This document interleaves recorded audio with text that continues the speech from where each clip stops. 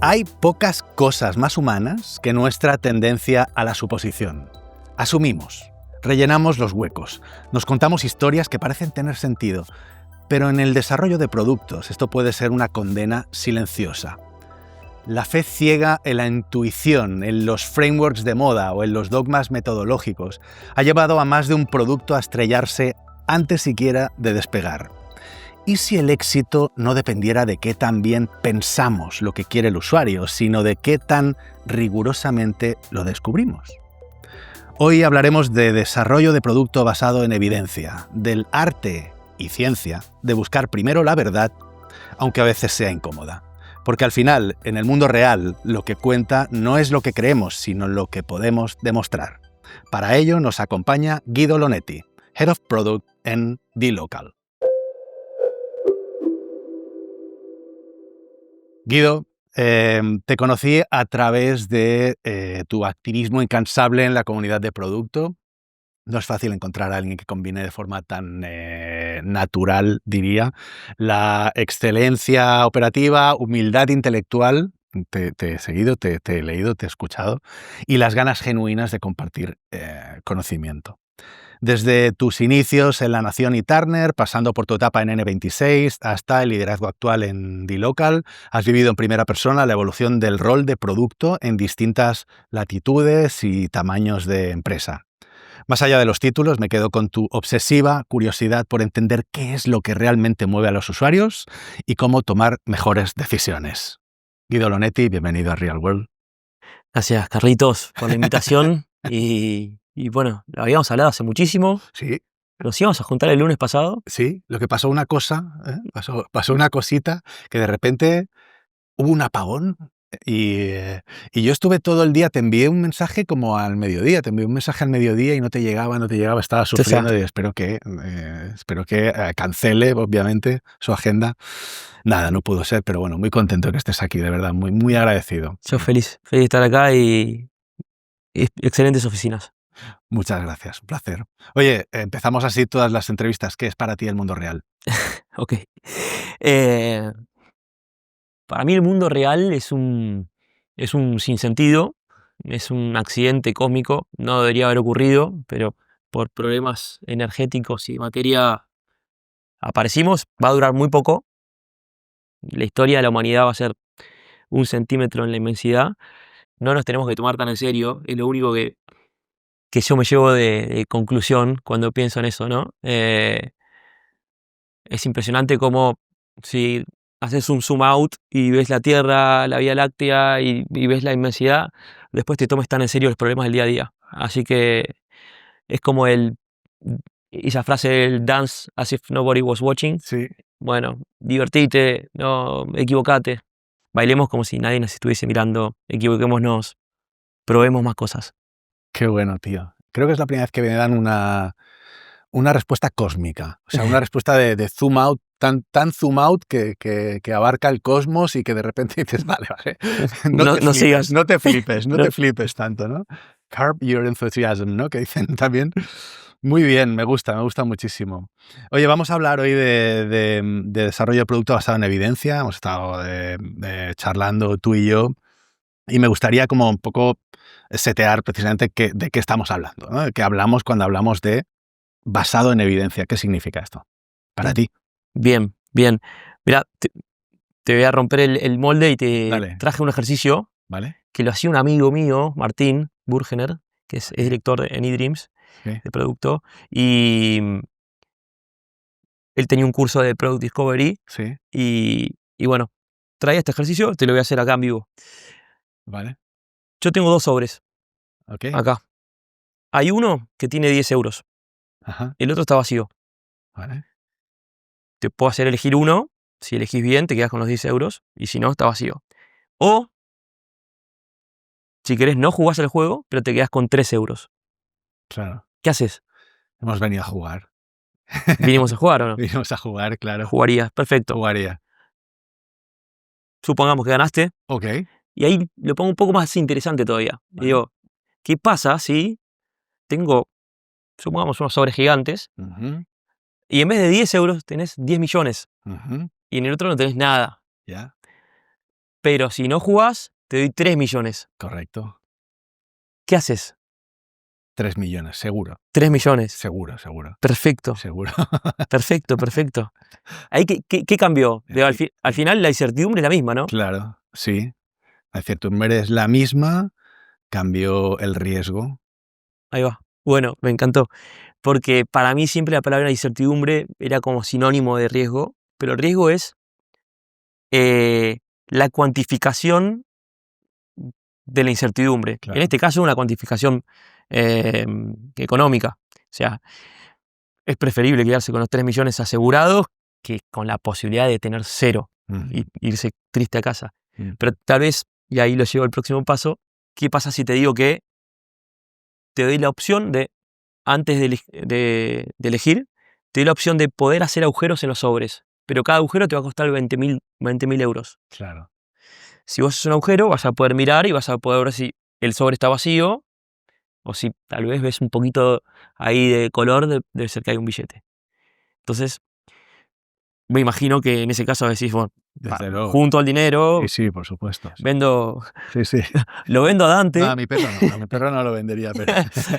y bueno, eso es justamente el Product Discovery, ¿no? Es intentar bajar el riesgo con técnicas más económicas que el riesgo en sí. Que el fracaso final. El fracaso final, exactamente.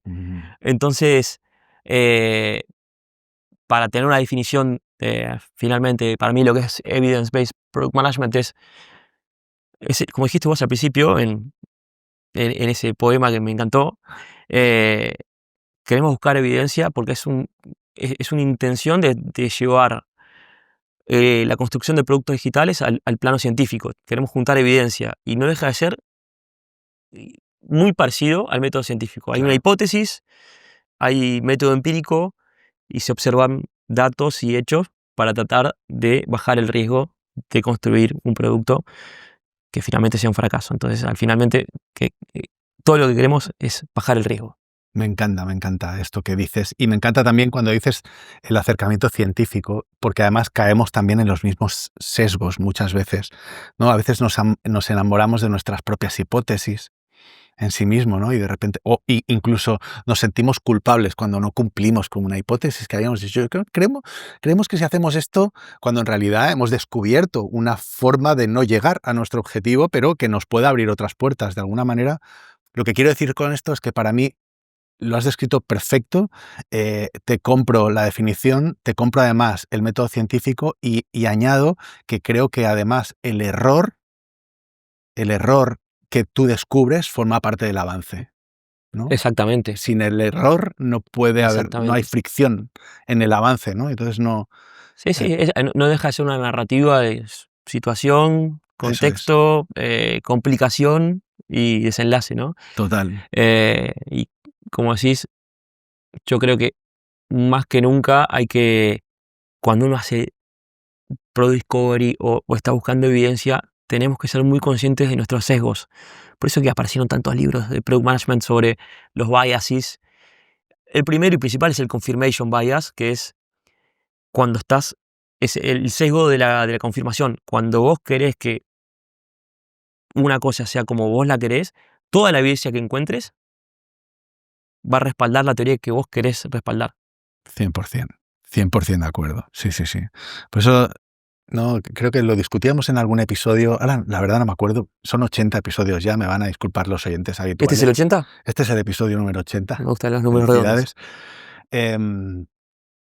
Hablábamos de en una ocasión, no recuerdo si dentro de podcast o fuera de podcast, yo discutía con un amigo que es un poco creyente de las pseudociencias. Ok. ¿no? Y yo, aún así es mi amigo, y aún así le quiero, y aún así discutimos, ¿no? Y él me decía, bueno, pero es que un poco la medicina también se basa en la fe, ¿no? Yo le decía, yo reconozco que no soy un hombre de fe. Yo no soy un hombre para mí las creencias se tienen que ganar mi respeto. Las personas lo tienen por defecto, pero las creencias no. Las creencias por defecto no tienen mi respeto, ¿no? Una creencia es simplemente una creencia y tienes derecho a tenerla. Entonces él me decía, pero la medicina y la ciencia funcionan un poco de la misma manera, ¿no? Alguien cree que esto va, ¿no? Yo creo que esto va a curar a esta persona y por lo tanto empiezo una experimentación. Y para mí ahí está un poco, y lo quiero destacar porque para mí eso no es el método científico. El método científico no arranca de una creencia, arranca de una hipótesis. Una creencia tiene un sesgo implícito.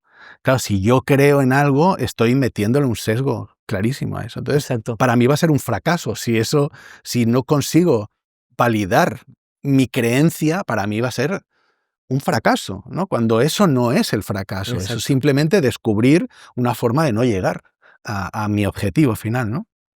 Absolutamente, sí. Qué guay.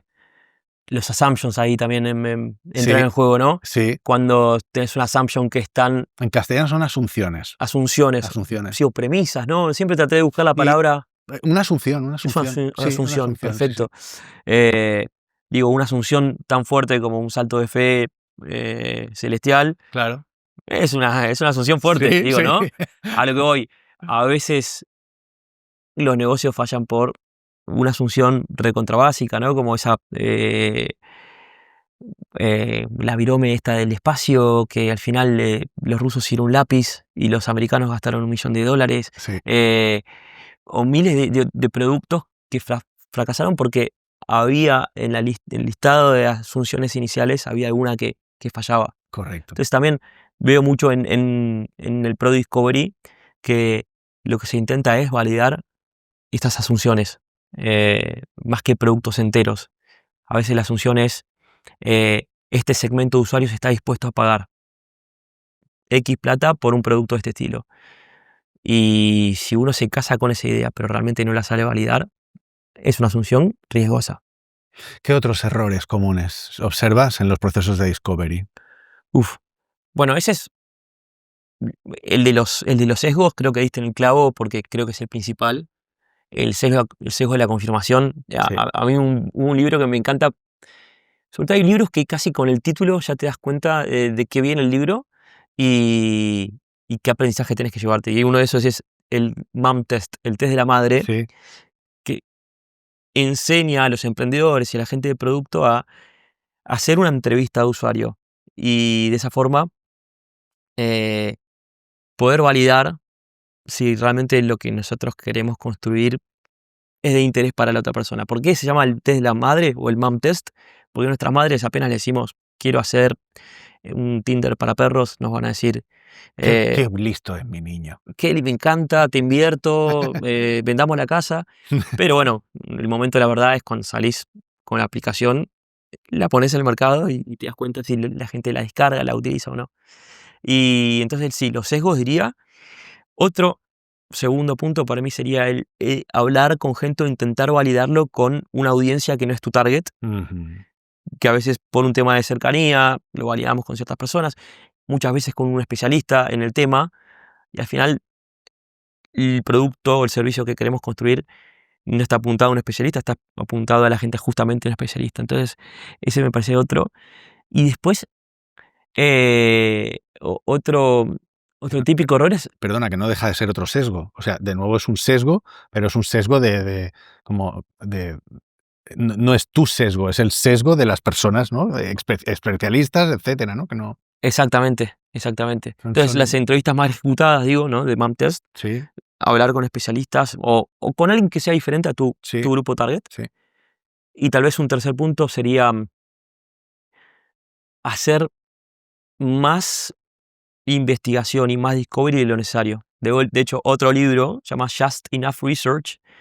eh, el research necesario sería, que significa esto, ¿no? No pasemos años haciendo research, o para ponerlo de forma cuantificable, no hagamos 3 meses de investigación cuando tal vez construir el producto nos lleva 2 meses. Hagamos lo que nos lleve menos tiempo y nos dé mayor cantidad de evidencia. Igual de eso me gustaría tal vez hablar un poquito más adelante de. Bueno, es que, o sea, me viene muy bien porque una pregunta que te quería hacer es, ¿cuándo decides? O sea, ¿cómo decides cuándo una evidencia es suficientemente sólida como para seguir, como para actuar, ¿no? ¿Cuándo sabes que tienes suficiente evidencia? Bien, bien. A ver, vuelvo al ejemplo de los sobres inicial. esto es muy simple. Cuando vos empezás a hacer un agujero en los sobres, tal vez no ves nada, y decís, bueno, voy con otro, hasta que de repente encontraste que hay un billete, hay color, decís, listo, este es el sobre que tiene los 10 millones. Ahí está clarísimo cuando dejar de investigar. Ahora, el mundo real no es hacer agujeros en sobres, los productos digitales y los servicios son más complejos. Finalmente los que lo van a adoptar son seres humanos que tienen que cambiar su comportamiento, adoptarlo, encontrarle valor, tener el tiempo de dedicación para invertir, para aprender y después de todo estar dispuestos a pagar por ese producto. Entonces, eh, ¿cuándo dejamos de hacer research o investigación o discovery? Digamos, todas las formas posibles que se le puede decir a esta etapa inicial de validación. Creo que tiene que ver mucho con eso, ¿no? El riesgo. Si el riesgo es muy alto, de fracaso muy alto, así como haberte ido a casa sin los 3 millones o los 10 millones, y el riesgo es alto. La verdad que vale la pena hacer un discovery importante. Ahora, si el riesgo es bajo, ahí es como que amerita menos. Pero lo que así a mí siempre me llamó la atención o me ayudó mentalmente fue un framework que se llamaba la curva de la verdad. Sí. Que son 2 ejes, uno Estaba es pensando en eso mismo. cantidad de evidencia Sí. y el otro es Esfuerzo. esfuerzo, exactamente. Entonces, supongamos que yo tengo una idea a la mañana, me estoy duchando y digo, uy, qué bueno hacer una aplicación de tal cosa. ¿Qué puedo hacer yo para conseguir evidencia y qué esfuerzo requiere cada uno de esos eventos de búsqueda de evidencia? Tener una charla, bueno, digamos que tengo ganas de hacer un producto digital, bueno, ya lo voy a llamar a Carlitos de Run Room. ¿Qué opinás?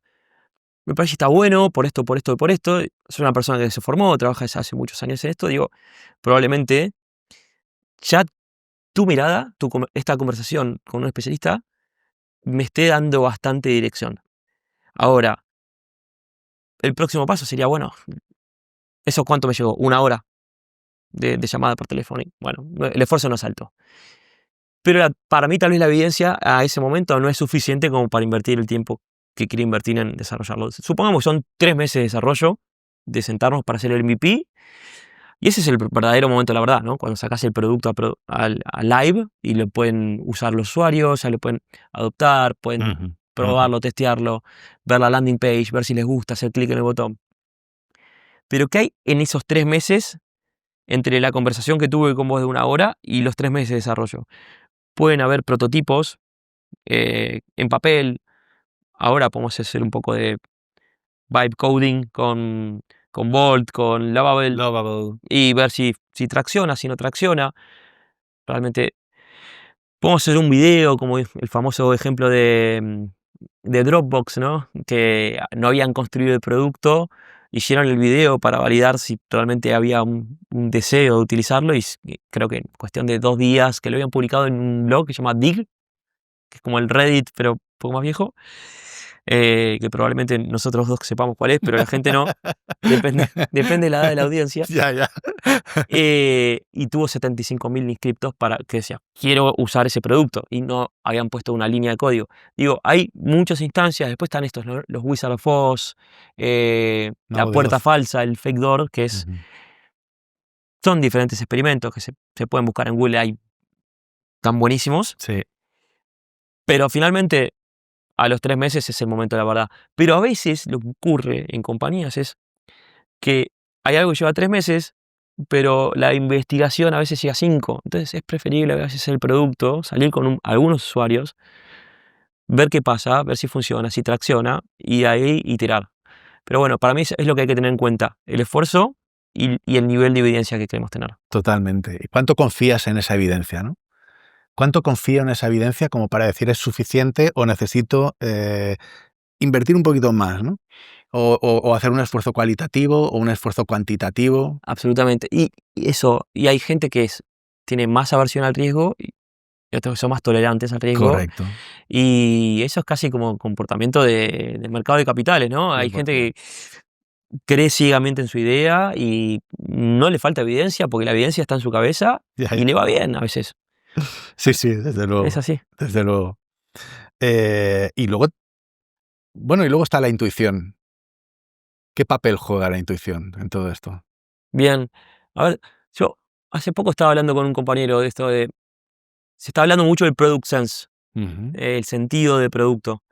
Y viste que de repente en el mundo del product management aparecen términos que están en hype y, perdón, uso todas las palabras en inglés, pero trabajo en inglés, que están de moda. Sí, sí. Igual son palabras, ¿no? Que ya tienen cierta difusión. Y, y bueno, y el product sense, el sentido de producto, nació como esa idea de que el product manager ya sabe qué es lo que hay que hacer porque tiene mucha experiencia.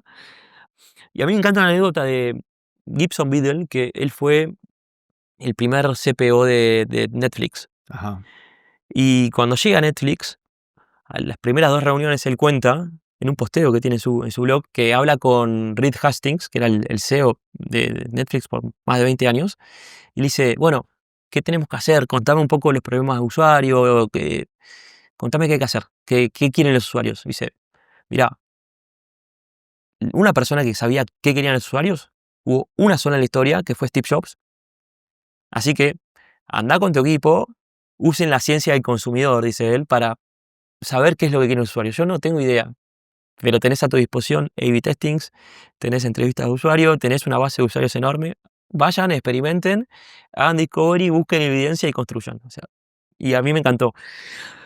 Pero es cierto que vos con tus años de trayectoria, yo con mis años de trayectoria, o PMs que están hace mucho en cierta industria, o a veces no hace tanto, a ver, hace 5 años, conocen bien a los usuarios, conocen la competencia, están al tanto de las tendencias mundiales, conocen el producto de pe a pa, conocen los comportamientos de usuarios, han hablado con usuarios.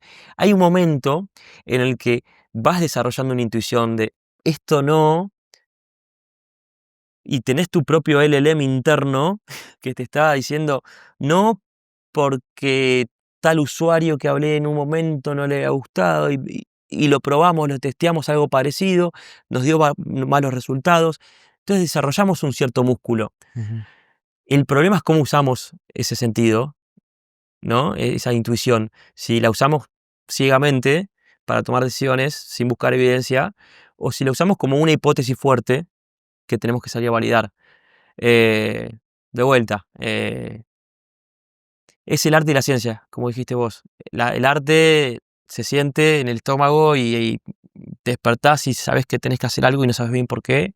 Y después vas con la ciencia para tratar de complementar y buscar más evidencia para vendérsela a tu CEO o para conseguir el dinero para financiar tu proyecto. Yo reconozco que no soy una persona no me considero una persona como que me guíe demasiado por la intuición, en realidad, ¿no? Para mí la intuición es algo como... Y soy consciente de que la intuición es importante, ¿no? O sea, que hay formas de desarrollar eso, porque al final es como hay metalenguajes y hay información que yo no estoy procesando con un canal, digamos, directo o léxico, o ¿no? O con el lenguaje, a través del lenguaje o racional, pero que sí que puedo estar entendiendo o puedo estar aprendiendo cosas.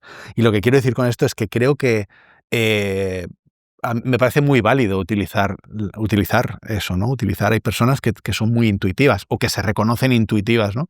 Y creo que eso es súper válido, pero me gusta mucho cómo lo planteas tú.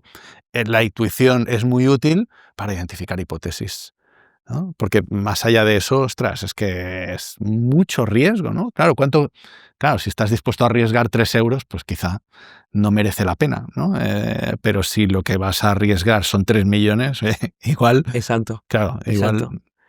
Sí, a mí también algo que me pasó siempre es que en el mundo del product management, cuando hablas con tus colegas, todos dicen, no, el CEO tuvo esta idea. Es como Sí. que en todas las compañías, de una u otra forma, la gente se queja de los C-levels que son top-down y que tenemos que hacer esto. Y dice, no, pero yo soy product manager. A mí dame una métrica. Y yo te digo qué es lo que tienes que hacer para mover tu métrica. Y yo lo que creo al respecto es, probablemente esa startup comenzó siendo 5 personas en un garage y el primer PM fue el El CEO CEO. y tuvo la idea, trabajó 2 años, pasó la barrera del primer año que el 90% de las empresas fracasan. Fue por el segundo año, consiguió financiación, seed, serie A, serie B, y vos entras en serie B y el CEO viene con una idea, vos tenés que tener muy buenos argumentos para decir no, no le voy a hacer. Tenés que decir, mira, si esta es la métrica que queremos mover, para mí esta es la iniciativa que tenemos que empujar.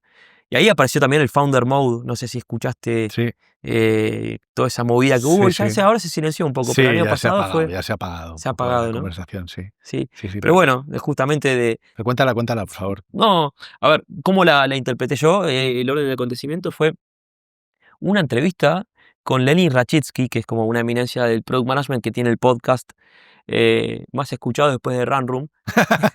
Y, no, y Lenny es buenísimo, realmente entrevista a, a eminencias y cada vez es más, Ujú, me vuela la cabeza cada capítulo y hablamos con amigos por WhatsApp y decimos, no, mira quién entrevistaron, se viene algo buenísimo. Bueno, y entrevistó a Brian Chesky ujú. de Airbnb. Y Brian Chesky contó que al principio él era muy top-down y luego su equipo le hizo muy top-down. De vuelta, cuando digo top-down es trae ideas y las impone, ¿no?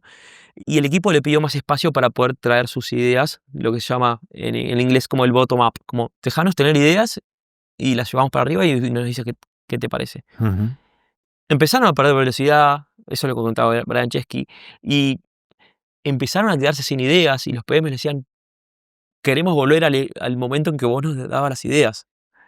Eh, entonces Brian Chesky volvió a dar ideas y fue un podcast bastante, eh, ¿cómo es que le dicen a, a esto de ser el contrarian opinion? Tener una opinión contraria al establishment, Sí. ¿no? Al estado del arte, a lo que todo el mundo piensa. Ujú. Entonces, en el mundo del product management hay como respuestas predeterminadas muy fáciles, ¿no? ¿Cómo priorizás? Uso RISE. ¿Cómo definís el MVP? No, uso un User Story Mapping. Ok, pero de repente viene alguien y dice, no, RISE no está bueno por esto, y User Story Mapping no está bueno por esto. Y eso a mí es lo que me gusta escuchar, ¿no? Una persona que tiene una opinión contraria porque trae algo nuevo a la mesa. Ujú, ujú. Y bueno, ahí Brian Chesky dijo que era un micromanager, que se metía en todas las demos, que corregía todos los diseños y que estaba metido y que traía todas las ideas. Después de ahí eh, vino Paul Graham y hizo un post sobre el Founder Mode, que era esto, ¿no? Los founders que vienen y no, hace una bajada de línea de qué es exactamente lo que hay que hacer. Que Ujú. un poco que mata toda esta cosa de buscar evidencia, el Sí, sí, discovery y el empoderamiento de los equipos de sí, sí. producto. Bueno, también es el mito un poco, ¿no? El mito de, y otro sesgo, el sesgo de la autoridad también, ¿no? Nos encanta, somos un poco megalómanos ¿no? Y nos encanta pensar que es posible que haya alguien que sea como más brillante y carismático que el resto y que sabe todas las verdades y tal. Yo también lo veo difícil y sobre todo creo que en ese tipo de culturas es desempoderador. O sea, mi visión particular de todo esto es, creo que para que un equipo florezca y de ese equipo aparezcan ideas, necesita confianza, necesita empoderamiento, necesita evidencia, seguridad, y gana seguridad teniendo evidencia, y gana evidencia probando cosas, por lo tanto necesita un espacio, ¿no? Me parece súper, o sea, me parece romantizar el micromanagement, ¿no? La microgestión. Sí. Buah, me parece súper peligroso. A mí es un discurso que realmente me tira para atrás, yo lo reconozco. Sí, sí, definitivamente peligroso y sin lugar a dudas dio espacio a un diálogo para encontrar puntos Sí, intermedios y entender un poco, ok, es verdad, vuelvo al ejemplo, ¿no? Comenzaron en un garage, hicieron product market fit, escalaron la compañía y ahora vos entras como PM y querés decir qué es lo que hay que hacer. Perfecto. Eso a mí lo que me queda de conclusión es, tenemos que ser muy buenos entendiendo cuáles son las métricas claro. de impacto, pero no solamente la de nuestro producto, la conversión del onboarding o la tasa de conversión o cantidad de usuarios, no. Entender que hay un revenue, que hay costos operativos de la compañía y que eso termina en un EBITDA. Bueno, Sí, sí. entonces, ¿cómo conectamos esos outcomes de producto con las métricas de negocio y tener muy, muy clara lo que estamos haciendo, hacia dónde vamos, qué evidencia tenemos y por qué nuestra idea pensamos que es la más sólida para mover las agujas de la métrica? No puedo estar más de acuerdo. O sea, estoy 100% de acuerdo. Y en este sentido, me gustaría escuchar tu opinión al respecto, porque yo me encuentro que muchas veces, mira, voy a aprovechar, voy a hacer publicidad Venga. de un curso que vamos a estar dando en junio. No lo hago nunca, me vais a perdonar, pero es que yo creo que me he ganado ya el derecho, con 80 capítulos, ¿no? Eh, vamos a estar dando un curso que es de... originalmente lo crearon Jeff Gothelf y Josh Seiden, Sí. y nosotros somos uno de los primeros 5 partners certificados del mundo, y lo vamos a estar dando online durante junio, los 4 jueves de junio, empezando el día 4.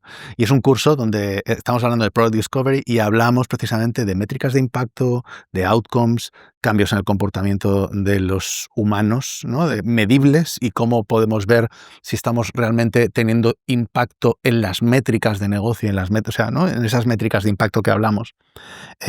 Os invito a que busquéis en la web de Runrun, porque ahí está toda la información y si os interesa. Yo lo recomiendo mucho, de verdad. O sea, creo que es un material que han hecho estos 2 monstruos, repitiéndolo por todo el mundo, ¿no? Durante muchos años, prueba y error con método científico, precisamente de eso, ¿no? De cómo han descubierto la mejor forma. Yo creo, la verdad, que a mí me ha aportado muchísimo, ¿no? Aprender a enseñarlo para mí ha sido muy revelador también. O sea, que de verdad que lo recomiendo. Y una cosa que he descubierto haciendo este curso es el terror, el miedo que sienten los miembros de un equipo, especialmente, yo diría, las personas que se dedican al diseño, product designers, diseñadores en general, UX, UI, etcétera, por cuando se formula la palabra negocio. O sea, cuando se habla de negocio, que no paramos de hablar de negocio, siempre no, esto negocio, esto depende de negocio. Sí, No hay negocio. negocio es como Una nube. como una nube, ¿no? Y yo me he dado cuenta que yo ya no hablo de negocio, yo hablo de impacto, ¿no? Y hablo de impacto. Y es verdad que al final de ese impacto hay una cuenta de resultados, hay una P&L, hay una, ¿no? Pues tú lo decías, ¿no? Hay una P&L y hay una serie de costes, hay un overhead, hay una serie de costes operativos, tal. Vale.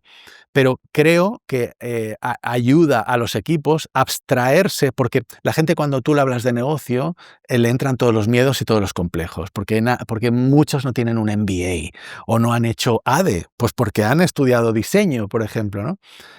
Y creo que, no sé, me gustaría escuchar tu experiencia en ese sentido también. ¿Te encuentras con que en los equipos la gente siente rechazo por esta idea de negocio o por estas métricas? Sí, rechazo o fricción. Sí, 100%. Pero aprovecho para decir que eh, nombraste a Jeff Gothelf y a Joshua Seiden. Son 2 genios absolutos y creo que el libro que mayor retorno me dio, incluso por el esfuerzo que me llevó a leerlo, que fueron 20 minutos, es el de Outcomes Over Output, Ya, de que Josh Hayden, sí, sí. es buenísimo, buenísimo. Buenísimo, sí. Son 20 minutos.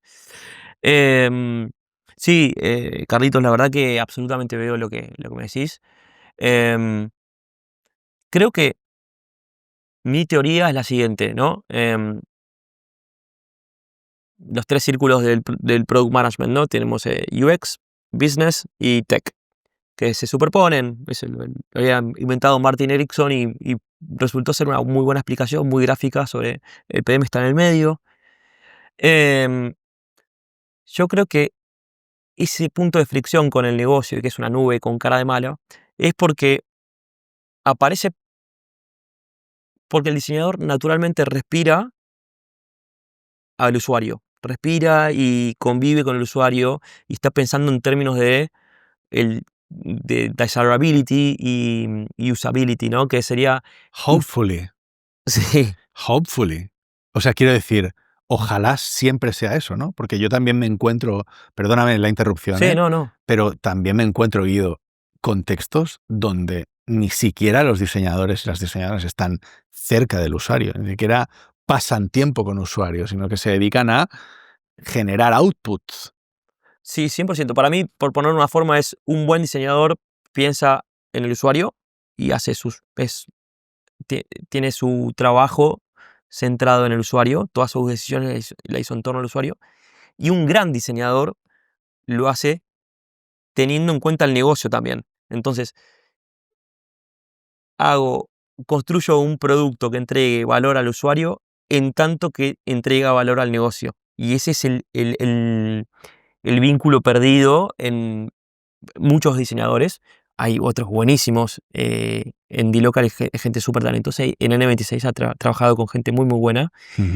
Pero es cierto que también me he encontrado con mucha gente que no puede hablar de métricas, no quiere hablar de métricas, no le gusta y no le gusta el negocio, y el negocio es la persona mala que viene y le dice, no, ese diseño que lo hiciste así va a tener que ser de otra forma.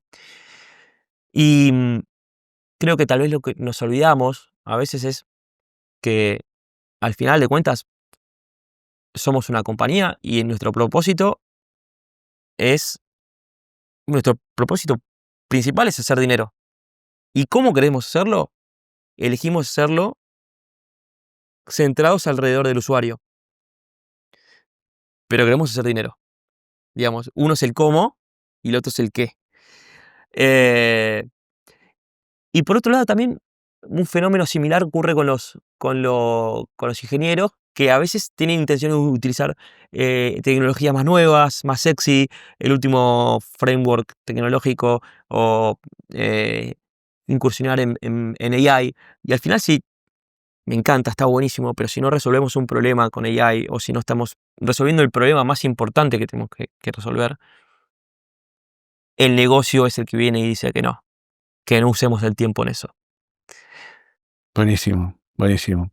Hablando de frameworks, me gustaría hablar de qué frameworks o qué herramientas sí te gusta usar para hacer discovery, para validar hipótesis. Yo siempre te he escuchado muy crítico con los frameworks Sí. y lo celebro, pero por eso te pregunto. No, mira, una vez me inventé un término en una charla que me invitaron, que yo dije que soy framework agnostic, soy agnóstico de frameworks. Lo que quiero decir es, todos tenemos un maletín, todo el product manager tiene un maletín con sus frameworks, pero los frameworks son como fórmulas que le sirvieron a una persona en un momento y nos indica el paso a paso. Hay que hacer una, hay que hacer dos, hay que hacer tres, pero lo hizo en un contexto. Hay que ver si el contexto de tu compañía amerita que utilices tal framework. Entonces, creo que el error que podemos caer es en agarrar un framework de, no sé, cuando Spotify vino con los squads, ¿no? Y los Tribus y guilds, las las guilds. tribus, exacto. Todos pasamos a implementarlo. Y después Spotify, tengo entendido que cambió porque no les había funcionado del todo. No, nunca existió. ¿No existió? No existió nunca. Ah, bueno, no me Henry enteré. Nieberg dijo, "No, esto era una idea que yo tiré en un boceto, era una idea que El boceto lo compartí". vimos. Sí. Ah, no existe. No Bueno, existió. peor todavía. Eso, bueno. ¿Y cuántas compañías implementaron esa metodología? Digo, puede funcionar, no puede funcionar, pero hay que usar al final los first principles, los primeros principios y la lógica y el pensamiento crítico. Pero a ver, framework que yo uso, fui cambiando con el tiempo.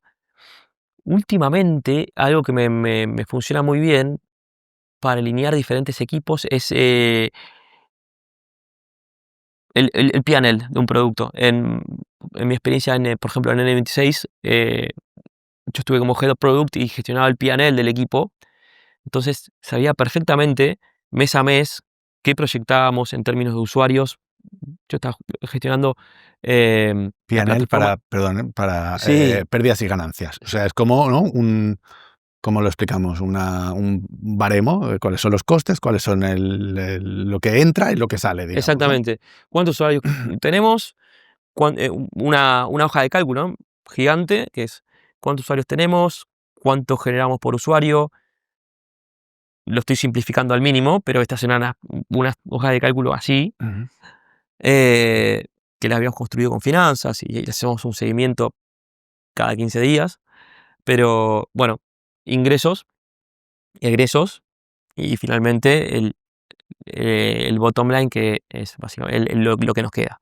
Entonces, eh, creo que el hecho de trabajar tan cerca con finanzas, tan cerca con el equipo de producto, involucrar a gente de diseño, de ingeniería, para que vean este P&L, ¿no? Esta hoja donde se proyectan los ingresos y los egresos, te hace pensar también en, bueno, ok, y si yo quiero introducir esta funcionalidad en marzo, y haces una hipótesis, si no va bien, bueno, van a subir los usuarios 10%. Entonces, haces un escenario donde a partir de abril empiezan a subir, tal vez no al 10% directamente, pero 5%. Y empezás a jugar con escenarios que hacen que puedas entender cómo, sumando valor de usuario, puedes generar valor de negocio. Y ahí empezamos a hacer algo que se llama priorización por... estoy tratando de traducirlo. Es... probablemente esto hay que Sí, editarlo. sí, sí, sí. Eh, cost, ahí está. Empezamos a utilizar priorización por costo de delay. Esto en español Sí, sería, sí, cost of delay, sí, sí. el cost of delay sería Sí, el costo costo de del retraso. retraso, sí, sí. Entonces, básicamente tenemos feature A, feature B y feature C. ¿Cuál tenemos que trabajar? Bueno, si trabajo en el A, estoy retrasando el B y el C. Y así todas las combinaciones posibles.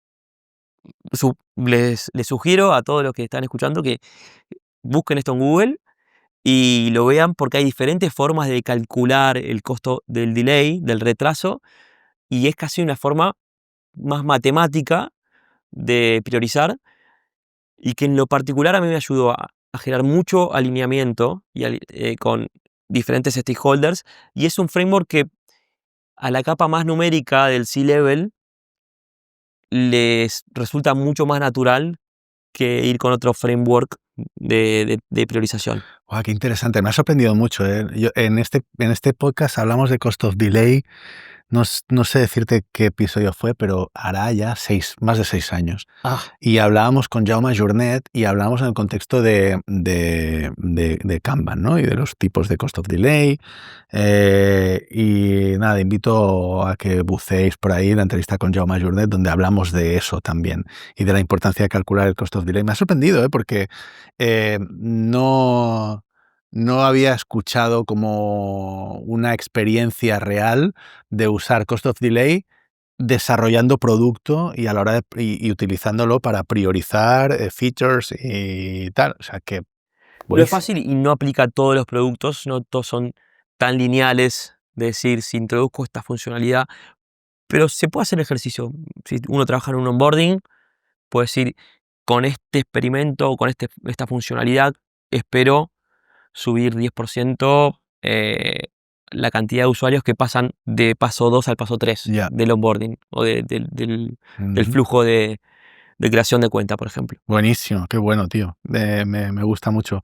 Oye, quiero aprovechar que estás tú aquí, que tienes una experiencia dilatada también en fintech, que no es algo fácil tampoco de encontrar, para que nos cuentes un poco también qué particularidades ves en el uso de la evidencia en sectores, pues yo diría tan reguladísimos, ¿no? Como, o sea, difíciles. O sea, yo siempre lo he considerado un sector de los más difíciles, el Sí, sector de las finanzas, ¿no? Fintech.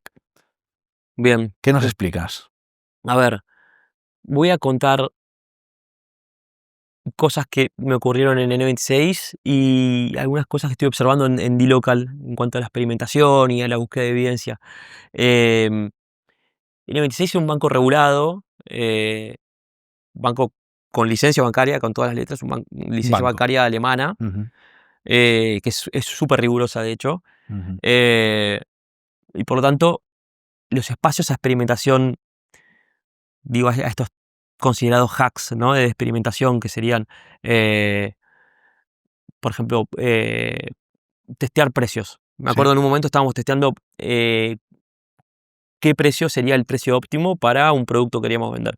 Entonces, las compañías en general lo que hacen es poner uno a 5 y el otro a 8 y hacen un A/B test, mandan mitad del tráfico para una versión, mitad para el otro y ven cuántos compran y cómo se optimiza para el retorno. Si de repente ponerla a 8 hace que la gente siga comprando casi al mismo nivel, por lo tanto el resultado es mayor a cobrar a 5, bueno, vamos con el de 8. Obviamente, con un A/B test está estadísticamente comprobado, digamos, tiene significancia estadística. Ujú. En un banco no podíamos hacerlo. No podíamos salir a decir, bueno, tu cuenta acá cuesta 10 y a otros usuarios le decimos que cuesta 8 por la regulación. Entonces, hay muchas cosas que no se pueden hacer. Por lo tanto, aprendí mucho más a irme hacia atrás y aprender sobre el tipo de usuarios con el que trabajamos, juntarnos mucho con usuarios a charlar, a tener conversaciones, y ahora les voy a contar cosas que hacemos en dLocal que son espectaculares, pero también a tener un business case, ¿no? Un caso de negocio muy, muy sólido. Eh, Cuando comenzamos a construir, primero construimos en el vertical donde estaba yo gestionando, que es de inversiones, construimos cripto, porque había mucha demanda, algunos competidores lo tenían y les estaba funcionando bien, lo construimos y salió súper bien. Dijimos, bueno, ¿qué hacemos? ¿Construimos un producto de acciones y ETFs? No sabíamos hacerlo o no, había algunos que decían, hagámoslo, otros que no. Empezamos a hablar con usuarios y vimos una necesidad enorme, enorme de poder invertir en el banco con el que están recibiendo su sueldo y hacerlo de una forma fácil, democratizar el acceso. Conseguimos muchísima evidencia. De cada 10 personas que hablamos, 9 decían, sí, quiero empezar a invertir, no sé cómo arrancar. Entonces Wow. dijimos, bueno, acá hay una cosa importante en lo que es educación. Entonces también no solamente sabíamos que teníamos que construirlo y teníamos más evidencia de construirlo, pero también sabíamos que teníamos que invertir mucho en educación, que tal vez si uno descarga una aplicación más tradicional de inversiones, un broker, Sí. a veces están creados para que ya tengas una experiencia intermedia y hay cosas que son realmente difíciles. Digo, Sí. yo me acuerdo mi primera experiencia descargando una de las aplicaciones acá en España y fue, Es duro, es sí. duro. Sí, sí, es duro. En dLocal, algo que implementamos que está muy bueno es las entrevistas continuas de usuario. Continuous Interviewing, que habla mucho Teresa Torres. Sí. Que lo que hicimos fue en el sitio del dashboard de dLocal, que es una compañía de pagos, de payments, es B2B, entonces tenemos todos usuarios que son empleados de empresas que están utilizando el dashboard para realizar pagos, aceptar pagos de usuarios y poder realizar pagos a otros usuarios.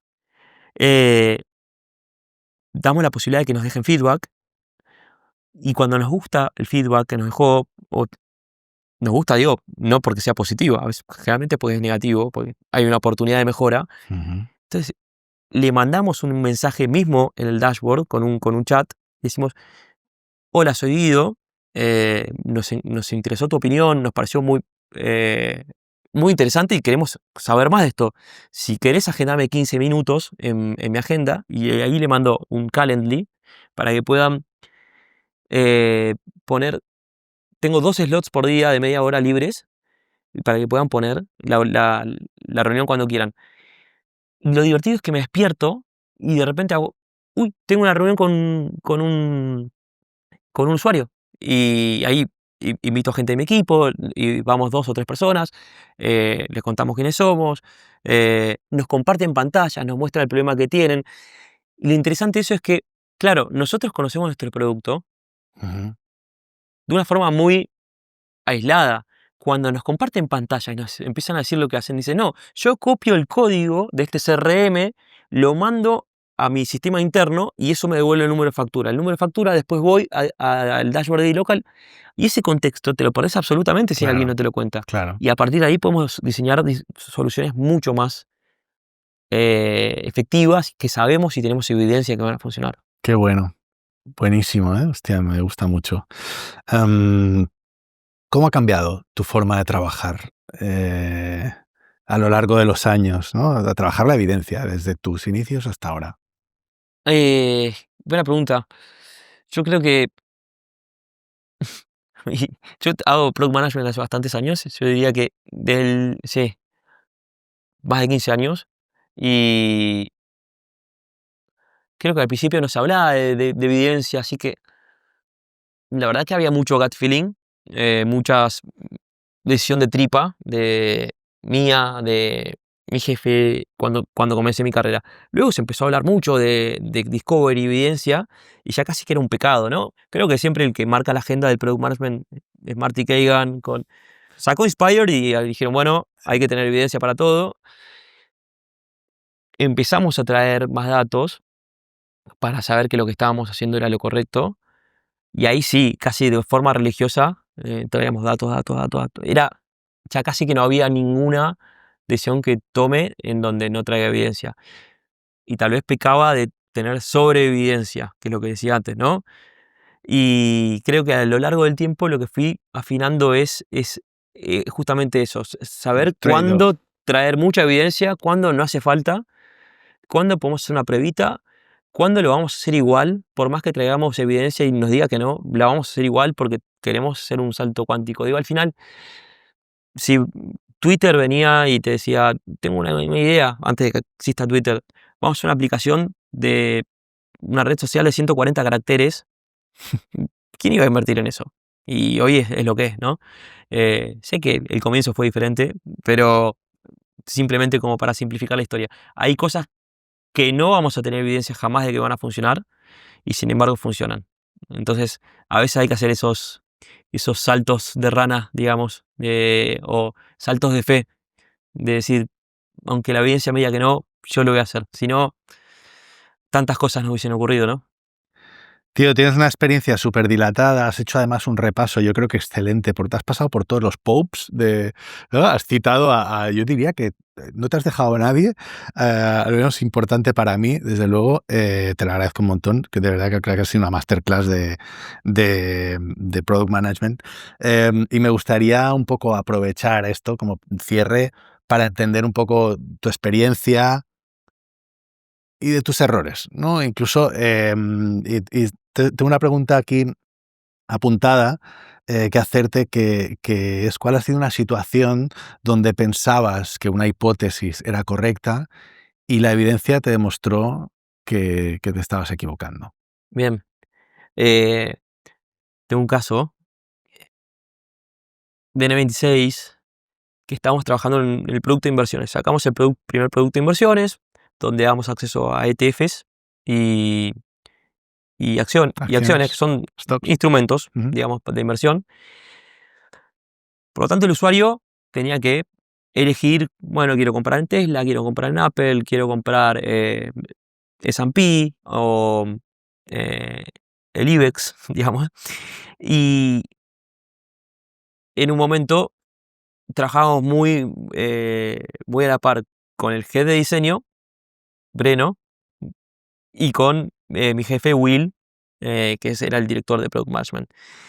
Y teníamos una muy buena ida y vuelta de trabajo con diferentes opiniones y construíamos, pero fue muy, muy divertido porque Breno dijo, eh, para mí hay que construir esta funcionalidad, que era lo que se llaman fondos activos o Mm, fondos gestionados, en realidad, que es usuarios que no quieren directamente ni elegir en qué invertir y quieran elegir, por ejemplo, entre tres posibles fondos, uno conservador, donde el riesgo es relativamente bajo, pero el retorno potencial no es tan alto.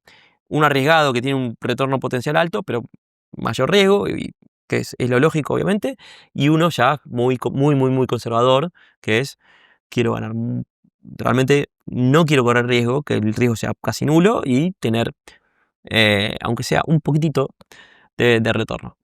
Y Will, mi jefe y yo estamos totalmente en contra. Dijimos, no, esto no va a funcionar, va a llevar mucho tiempo, creemos que los usuarios no lo van a adoptar. Y él nos apostaba que sí, que sí. Bueno, hemos apostado de todo, cervezas. Hicimos una unas entrevistas con usuarios generativas y empezamos a ver si tuviesen ese producto, si lo usarían. Obviamente, teniendo en cuenta nuestros sesgos personales, y vimos que sí, que había mucho interés. Entonces empezamos a conseguir evidencia y así todo, nosotros seguíamos diciendo que no, porque éramos cabezaduras. Y Breno dijo, sí, tenemos que construirlo, tenemos que construirlo. Finalmente se construyó y hoy es uno de los productos eh, con mayor tasa de adquisición y de adopción, perdón, de N26. Realmente está funcionando súper bien. Qué bueno, ¿eh? Así que me equivoqué, hicimos, eso está bueno también. Y tanto.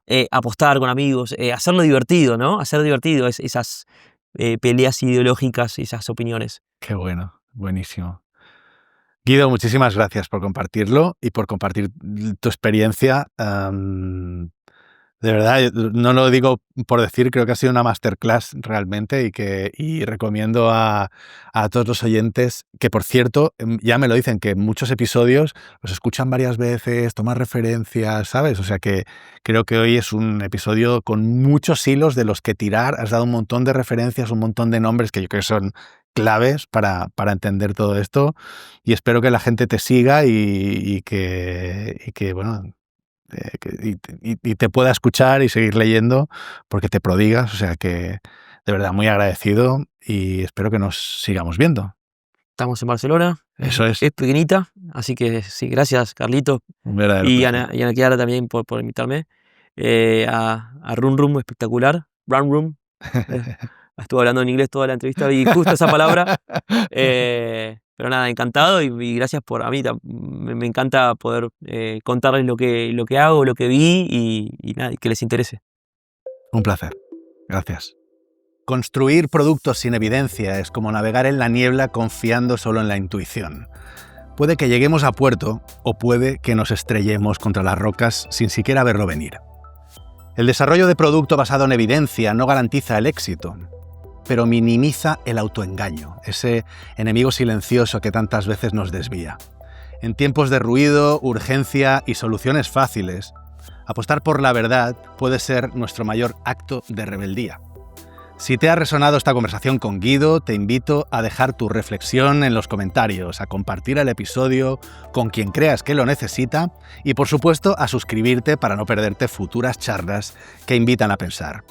Un fuerte abrazo y os espero en el mundo real.